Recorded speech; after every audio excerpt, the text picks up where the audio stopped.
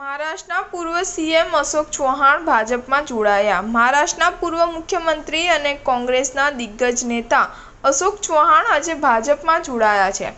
તેમની સાથે કોંગ્રેસના પૂર્વ એમએલસી અમર રાજુલકરે પણ ભાજપનું સભ્યપદ લીધું હતું. ડેપ્યુટી સીએમ દેવેન્દ્ર ફડણવીસ અને રાજ્ય બીજેપી અધ્યક્ષ ચંદ્રશેખર બાવનકુલે બંનેને પાર્ટીનું સભ્યપદ અપાવ્યું છે.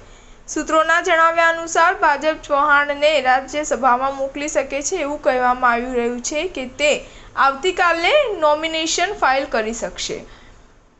બીજી તરફ શિવસેનાના સુપ્રીમ ઉદ્ધવ ઠાકરે કહ્યું હતું કે જો ભાજપ ચૌહાણને રાજ્યસભામાં મોકલે છે તો તે શહીદ સૈનિકોનું અપમાન હશે.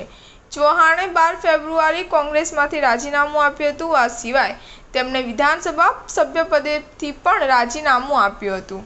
પાર્ટી છોડવા અંગે તેમણે કહ્યું હતું કે તેમને કોઈની સામે કોઈ ફરિયાદ નથી. તેઓ આગામી 2 દિવસોમાં વધુ નિર્ણય લેશે. ચૌહાણે મંગળવારે મીડિયા સાથે વાત કરતા કહ્યું કે આજે હું મારી રાજકીય કારકિર્દીમાં એક નવી સફર શરૂ કરવા જઈ રહ્યો છું. હું ભાજપમાં જોડાવાનો છું. હું મહારાષ્ટ્ર ભાજપ કાર્યાલયમાં ડેપ્યુટી સીએમ દેવેન્દ્ર ફડણવીસ, પ્રદેશ ભાજપ અધ્યક્ષ ચંદ્રશેખર બાવનકુલેની હાજરીમાં પાર્ટીનું સભ્યપદ લઈશ. ચૌહાણ ડિસેમ્બર 2008 થી નવેમ્બર 2010 સુધી મહારાષ્ટ્રના મુખ્યમંત્રી હતા. ડિસેમ્બર 2008માં મુંબઈ આતંકી હુમલા બાદ વિલાસરાવ દેશમુખને સીએમ પદ પરથી હટાવવામાં આવ્યા ત્યારે ચૌહાણને આ પદ સંભાળ્યું હતું. તેમણે મહારાષ્ટ્રના સાંસ્કૃતિક વિભાગ, ઉદ્યોગો, ખાણ વિભાગ જેવી જવાબદારીઓ પણ તેમણે ખૂબ જ સારી રીતે સંભાળી છે.